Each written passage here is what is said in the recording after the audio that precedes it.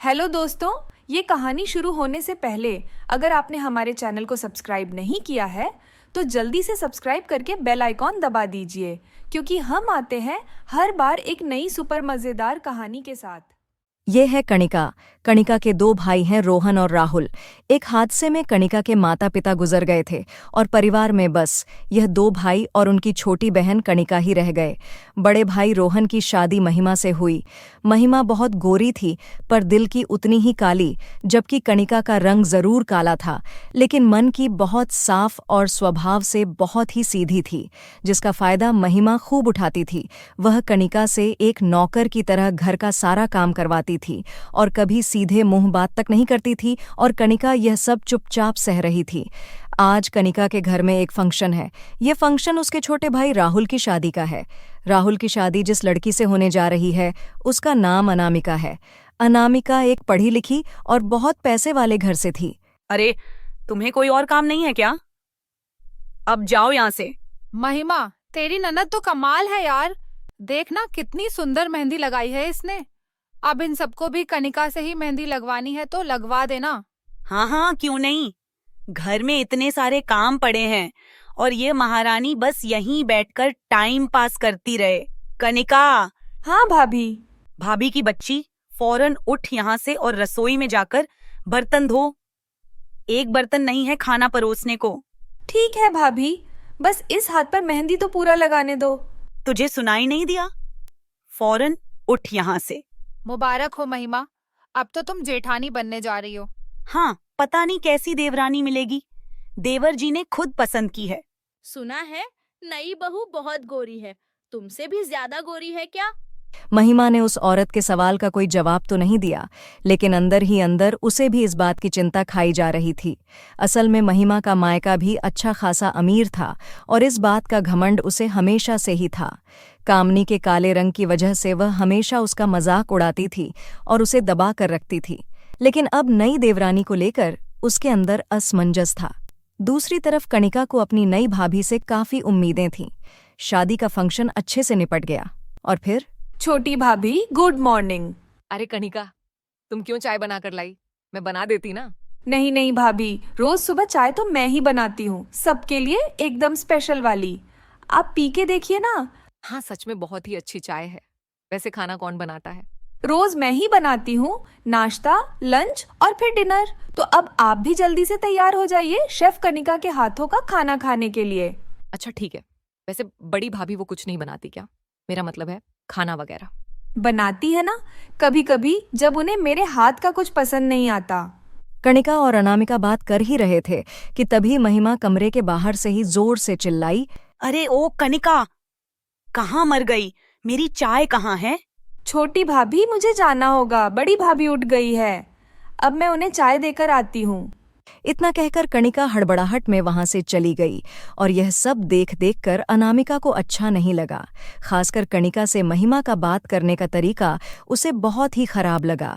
हालांकि वह उस वक्त चुप ही रही क्योंकि अभी वो खुद घर में नई थी, लेकिन वक्त के साथ उसे सब कुछ समझ आ गया कि महिमा एक नंबर की घमंडी और धौंस जमाने वाली औरत थी। और फिर एक बात बताओ कणिका, ये बड़ी भाभी शुरू से ही ऐसी है क्या? मतलब? पहले तो किसी से बात ही नहीं करती और जब भी मुंह खोलती है तो बस जहर ही उगलती है। हाँ, वह थोड़ी ऐसी है।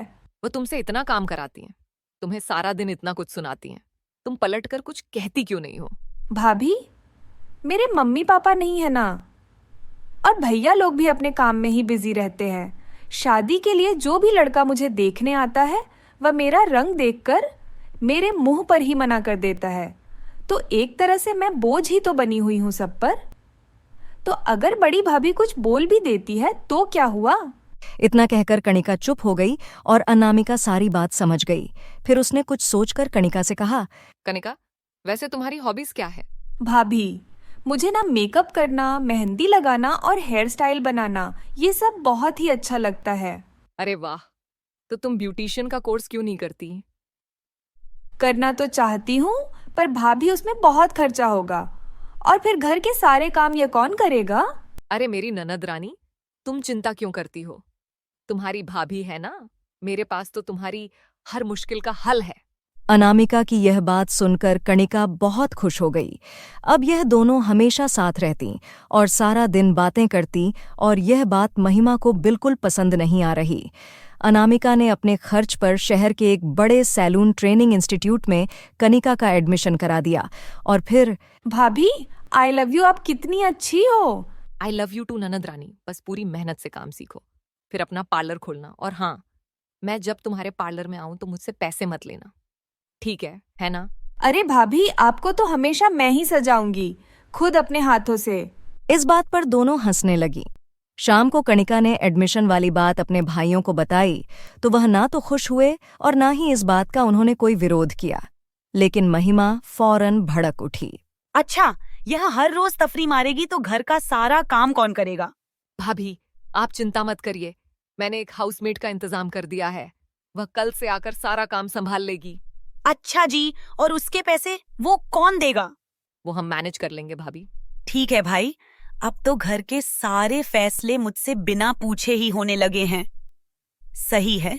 इतना कहकर महिमा वहां से उठकर चली गई, लेकिन घर के सभी लोग उसका नेचर जानते थे। दोनों भाइयों ने कणिका को ब्यूटिशियन का कोर्स करने की इजाजत दे दी और यहाँ से कामनी के लिए सब कुछ बदलने लगा। पता है भाभी, आज सैलून में ना मेहंदी लगाना सिखाया। पता है, मेरे बनाए डिजाइन की सबने तारीफ की। सच में भाभी, अब तो चाहे मेरी शादी ना भी हो तो भी मैं बहुत खुश हूँ। अरे, पर क्यों नहीं होगी तुम्हारी शादी? ऐसा क्यों बोल रही हो? अरे भाभी, हर कोई आप जैसा नहीं होता ना।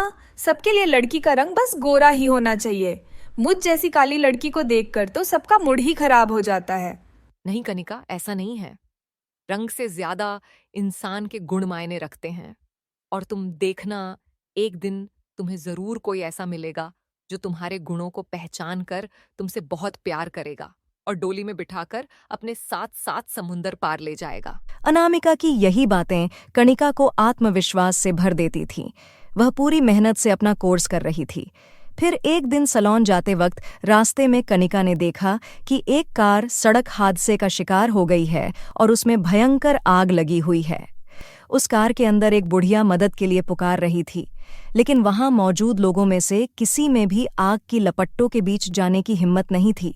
तब कणिका ने हाथ में एक कपड़ा लेकर बहुत ध्यान से कार का जलता हुआ दरवाजा खोला और उसमें से बूढ़ी महिला को बाहर निकाल लिया। उस महिला की हालत काफी खराब थी। कणिका ने फौरन एक ऑटो बुक किया और महिला को लेकर अस्पताल पहुंची। रास्ते में वह महिला को हिम्मत बंधाती रही और उनके घावों को साफ भी करती रही। फिर अस्पताल में, चिंता मत कीजिए, माइनर बर्न है, मैं इन्हें देख लेता हूँ। तब तक आप काउंटर पर पैसे जमा करवाइए। पर मेरे पास पैसे नहीं है डॉक्टर।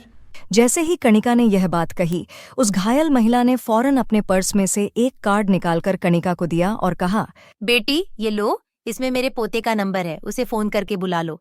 मैं किन शब्दों में आपका शुक्रिया अदा करूं? नहीं नहीं, उसकी कोई जरूरत नहीं। आप बस अपनी दादी का ख्याल रखिए। आपको पता है, मेरी दादी मेरे लिए लड़की देखने जा रही थी। उन्होंने मुझसे भी साथ चलने को कहा था। अगर मैं उनके साथ चल पड़ता तो शायद ये हादसा नहीं होता। अरे हाँ, अब वह लड़की तो मैं देख नहीं पाई, लेकिन बेटा ये गुड़िया मुझे बहुत अच्छी लगी। अब तेरा क्या ख्याल है? बेटा, यह बिल्कुल वैसी ही है जैसी तुझे चाहिए, सीधी सादी, लेकिन बहुत ही गुणी और समझदार। दादी की बात सुनकर राज ने कणिका की तरफ ध्यान से देखा और फिर उसने धीरे से कणिका से कहा, मेरा ख्याल तो बहुत नेक है, लेकिन आपका क्या ख्याल है? राज की बात सुनकर कणिका को अनामिका की बात याद आ गई, जो आज उसके सामने सच साबित हो रही थी। राज सिंघानिया वही लड़का था जो कणिका की काली सूरत को नहीं, बल्कि उसकी खूबसूरत सीरत को देख रहा था और उससे शादी भी करना चाहता था। पहली बार कणिका को किसी ने सामने से इस तरह का सवाल पूछा था, जिसका जवाब देने में कणिका हिचकिचा तो रही थी, लेकिन उसके शर्माते चेहरे ने उसका जवाब। आपने हमारे चैनल को सब्सक्राइब नहीं किया है तो जल्दी से सब्सक्राइब कर लीजिए। इस वीडियो को लाइक, शेयर, कमेंट करना ना भूलें। फिर मिलेंगे अगले एपिसोड के साथ।